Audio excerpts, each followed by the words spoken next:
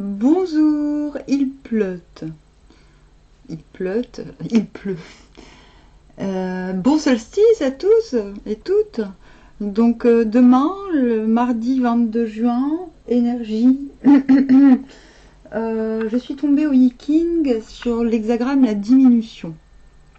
Donc c'est pas grave, la diminution, le fait de se diminuer, le fait de se séparer de quelque chose, inclut implicitement une augmentation prochaine.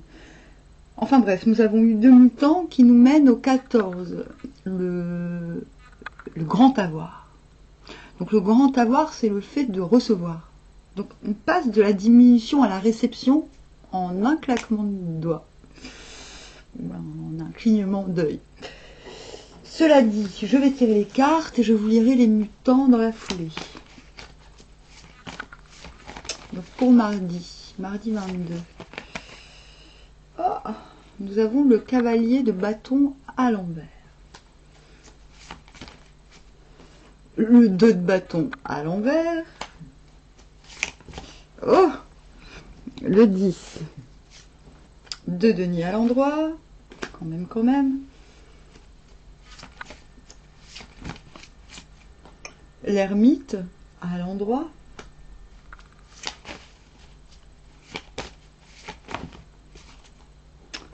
Le 7 de denier, très bien. C'est vrai que je suis un petit peu furtif quand je montre les cartes. Et Don Quichotte. Voilà. Don Quichotte, le valet de denier. On vous demande de vous reposer. Oh là là. Ouh là là là là. Ouh là là, c'est beau. Ouais, demain, on vous demande... Non, pas forcément de vous reposer, mais de... Si, un peu quand même. On vous dit de ne pas vous soucier de... ce dont vous n'êtes pas responsable. Il faut le laisser. Hein. Faut le laisser. Même si parfois, on a l'impression de voir que les choses vont empirer, que les choses vont dégénérer. Et ces choses-là, c'est pas nous qui les avons construites, ces choses. Donc parfois... Il est bon de laisser les situations éclater, même si on en a la clairvoyance. Vous voyez, c'est un peu ça. Parce qu'on a le magicien juste derrière, le chariot à l'envers, le 8 de bâton, nanani naner. Bon. Donc, soit vous laissez les choses, soit vous vous reposez, soit vous... Ouais, non. Alors, attendez, parce qu'il y a une autre. On a de l'autre côté le 9 d'épée. Vous avez aussi le choix de... Ah oui, là il y a quand même 2 propositions intéressantes, 2 situations intéressantes. Qu'est-ce que je vais vous dire de faire? En fait, on va trouver le juste milieu, c'est-à-dire, plutôt que de vous reposer en vous en foutant, demandez-vous, si vous sentez qu'il y a des choses pas terribles qui vont se passer à l'extérieur, je parle pas de vous-même, je parle vraiment de choses dont vous avez conscience, et si vous avez l'impression qu'il faille intervenir, je vous dis pas qu'il faut pas le faire, je vous dis, plutôt que de dire je vais pas le faire, c'est pas mon problème, je m'en carre, je m'en tape, on vous donne une autre possibilité. C'est de vous reprojeter en situation d'accueil envers. En fait, c'est ça, la noblesse. On vous demande de vous remettre en position d'accueil dans une... Là, je vais loin, hein. C'est pas demain, hein. C'est l'enjeu. Mais c'est pour mieux comprendre ce qui se passe aujourd'hui. On vous demande de vous remettre en position d'accueil, même si ça peut faire peur. Pourquoi? Parce que vous en avez la force et les moyens, et parce que de toute manière, tout ce qui ne marche pas droit faillira. Voilà, en gros. Ah ouais, on vous la fait à l'envers, bah on va plus vous la faire à l'envers. On ne vous la fera plus à l'envers. Et ça, il faut en être convaincu. Si vous n'en êtes pas convaincu, dormez, ne vous souciez pas. Mais voilà, après c'est une question de conscience. Voilà, très intéressant ce deck, tiens. Dis donc, ce double dos de deck. Du coup, ah tiens, j'ai une carte surprise synthèse. C'est l'As de bâton. Très bien, on va la garder. Bon, ok. C'est la 2e fois que ça m'arrive, ça m'est arrivé hier aussi. C'est une nouvelle... voilà, c'est un nouveau rite. Donc là, vous commencez... Ah bah oui, je vais vous lire le mutant, vous allez rigoler. 6 à la 3e place. Quand 3 hommes voyagent ensemble, leur nombre diminue d'une unité. Quand un homme voyage seul, il trouve son compagnon. Lorsque 3 sont ensemble, la jalousie se déclare. Il faut alors qu'un s'en aille. Une étroite union n'est possible qu'entre 2 hommes. Mais lorsqu'un homme est solitaire, il trouve toujours son compagnon qui le complète. Et bah ouais, ce qu'on est en train de vous dire, c'est que vous pourriez être maîtrisé, être le maître d'une situation, mais comme mais c'est une situation, finalement c'est pas vous qui avez foutu la merde dans cette situation, donc c'est pas votre problème. Et on vous dit de trouver le juste milieu, plutôt que de revendiquer des choses qui vous sont dues, et qui vous sont peut-être comment dire, légitimes. On est en train de vous dire détournez-vous, mais non pas de manière véhémente. C'est-à-dire, n'ajoutez pas de la foudre à la foudre. On vous dit que la solitude, je ne parle pas d'une solitude générale, mais par rapport à une situation donnée, celle que je vous donne là maintenant. Si vous suscitez de la jalousie, ou s'il y a de la jalousie, mais soyez seul. Prenez soin de vous, dans le sens... pas dans le sens banal, prends soin de toi. Moi, j'aime pas quand on me dit prends soin de toi, parce que finalement, ça fait style, ah, pourquoi j'ai l'air négligé? Ou alors, mais en fait, prendre soin de soi, est-ce que c'est vraiment pour ça qu'on est là? C'est pour prendre soin de ça? Soit, est-ce qu'on est vraiment sur Terre pour prendre soin de soi? Des fois, j'en doute. Hein. Bref, je vais trop loin. Non, ce qu'on vous dit, c'est que par rapport à une situation donnée, on vous dit que la solitude est hyper profitable, parce que cela vous permettra de vous remettre en position d'accueil, sans être en... On vous demande de garder le juste milieu entre... voilà, c'est marrant, le côté drama queen. Voilà. Je pourrais revendiquer ceci, je le sais, j'en ai conscience, mais je ne vais pas le faire parce que c'est pas mon vrai combat. Moi, n'est pas là. Finalement, ceux qui m'ont combattu, ceux qui ont mis de la merde dans ma vie, eh ben, je ne suis pas responsable de leurs actes, finalement. Donc je me désolidarise d'un truc, je me solitarise d'une situation, et finalement c'est très bien parce qu'on est en train de dire que c'est comme ça qu'on trouve ce qui nous complète. C'est en étant un, finalement. Donc vous partez sans rancune, même s'il en reste, parfois il en reste, c'est normal parce qu'on a subi des fois des préjudices. Et on vous invite vraiment à dépasser ça en fait. Là on va aller... Lorsqu'on atténue ses défauts, si c'est la 4e place, on fait que l'autre vient en hâte et se réjouit, pas de blâme. Souvent nos défauts empêchent des hommes même bien intentionnés de venir vers nous. Ces défauts sont souvent renforcés et aggravés par l'entourage dans lequel nous nous trouvons. Si, au prix d'une victoire sur nous-mêmes, nous en venons à nous abaisser et à nous en défaire, nous libérons les amis bien disposés d'une pression intérieure et nous faisons qu'ils s'approchent de nous avec une hâte d'autant plus grande, ce qui entraîne une joie réciproque. Donc, en fait, le fait de vous désolidariser de certaines situations qui vous sont préjudiciables ne peut que vous apporter de nouveaux horizons. Et vous en aurez sûrement la preuve demain. Voilà, on a toujours des plaies autour de soi, qu'on le veuille ou non. Des fois, on est même obligé d'avoir des gens qui ne sont pas forcément les plus agréables ou les plus tolérants, mais chacun, vous n'êtes pas le seul, tout le monde compose avec ce qu'il peut et ce qu'il a. Mais là, on vous dit que la solitude a pour vous cette possibilité de vous extraire et de vous distinguer de situations qui ne vous ressemblent pas profondément. Et effectivement, la solitude va vous permettre de faire une mise au point et de mettre en action certaines de vos... de faire de l'idée-action, de faire pousser là où vous vous trouvez finalement.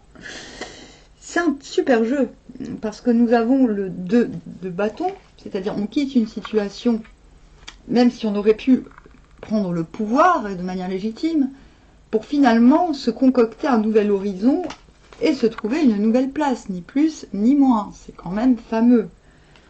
Hein? Et cette place, nous permet en plus de continuer à créer et à concevoir. Donc là, ce qu'on vous dit, c'est ne vous alarmez pas de choses qui ne vous concernent pas. Ce n'est pas vous qui avez mis la tristesse dans votre vie. Alors si ce n'est pas vous, ne vous alarmez pas. Cette tristesse n'est pas la vôtre. Cette détresse n'est pas la vôtre. Et j'insiste. Nous avons en synthèse le désir. C'est-à-dire le désir, la reconnaissance du désir. C'est comme s'il y a...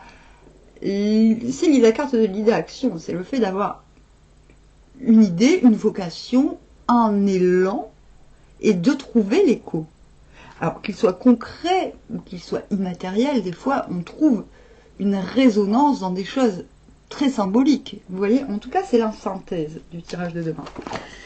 Et ce qui est intéressant justement, c'est que nous allons vers le grand avoir, coincé entre la communauté avec les hommes et l'humilité, le 14. Sublime réussite. Celui qui, occupant une place élevée, est humble et doux, voit toute chose venir à lui. Ainsi, l'homme noble réprime le mal et favorise le bien, et il obéit de la sorte à la bienveillante volonté du ciel. Qu'est-ce que je peux vous dire? En fait, il est très simple cet hexagramme. C'est un peu comme l'abondance. Il est tellement simple que je ne sais pas quoi dire. Comment peut-il se faire? Alors, le grand avoir sublime réussi. Les deux trigrammes, donc Li et Kien, ce qui s'attache, la flamme et le créateur, le ciel, on est dans la continuité de la semaine, là, du tirage d'hier. Les deux trigrammes indiquent que la force et la clarté s'unissent. Le grand avoir est décidé par le destin et correspond à l'époque. Comment peut-il se faire que le très faible, on va dire fragile, ait le pouvoir de maintenir ensemble et de posséder les éléments forts? Cela vient de son humilité dépouillée d'égoïsme. L'heure est favorable. Force à l'intérieur, clarté et culture à l'extérieur. La force s'extériorise avec finesse et maîtrise de soi. Cela porte sublime réussite et richesse. C'est-à-dire que c'est encore plus fort que la solidarité, là, ce qui se passe demain. C'est-à-dire que on va avoir une résonance, une preuve que ce que l'on fait marche, fonctionne, résonne. En fait, on va avoir un écho de soi-même qui montre la réussite. Et c'est plutôt agréable, surtout après un solstice où il pleut. Mais la pluie, c'est la communication. C'est-à-dire, je tiens à vous préciser, je ne vais pas vous dire d'où je sors ça, parce que ça serait trop long. La pluie favorise, avant, ils n'avaient pas le téléphone, hein. Ils avaient les églises et la pluie. C'est-à-dire que la pluie, c'est l'organe de la télépathie. C'est grâce à la pluie qu'on peut communiquer sans téléphone, en gros. Donc profitez-en. Bon, vous allez me dire, oh, moi je suis dans le sud, il pleut pas. C'est pas grave. Vous le saurez pour la prochaine fois. Bref. Encore une petite digression.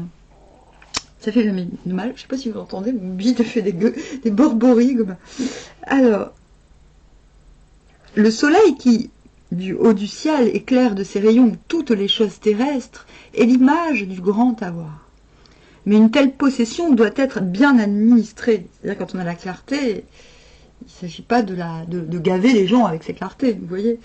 Le soleil amène au jour le bien et le mal. Les hommes doivent combattre et réprimer le mal, donc mettre des limites.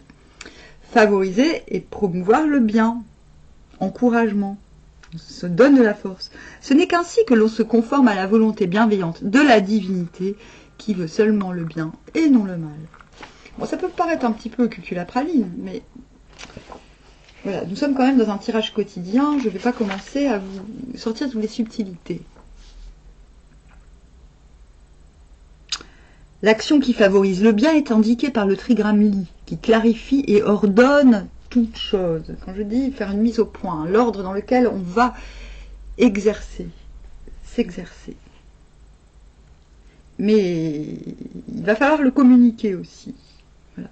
Il va falloir, enfin, vous allez pouvoir le faire.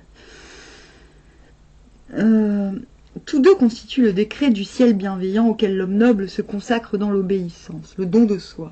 Donc on ne parle pas de soumission, on parle d'obéissance. Donc obéissance au temps, obéissance climatique. Voilà, c'est-à-dire, ok, il pleut, ben, pourquoi je ferais ce qu'on fait quand il fait beau? Ah, il fait trop chaud pour... En fait, il y a un moment où il faut mettre les priorités, il faut remettre les priorités à l'ordre du jour. C'est-à-dire, si on agit contre nature, on se fait mal. En fait, c'est aussi ça, la clarté. C'est de savoir ce qui est faisable maintenant et ce qui n'est pas faisable.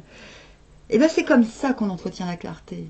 Et c'est comme ça qu'on combat le mal. C'est se dire, mais pourquoi je me fais mal alors que je pourrais faire autrement? Donc, c'est pas que par rapport à l'extérieur, c'est aussi par rapport à l'intérieur.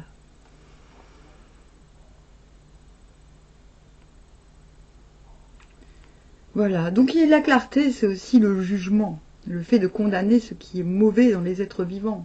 Mais on le condamne moralement, mentalement. On n'est pas obligé de punir. Vous voyez, à partir du moment où on se rend fort, où on s'affermit, où on sait ce qu'on veut, ce que l'on ne veut pas, cela provoque naturellement la clarté et le moyen de recevoir. D'où le grand avoir.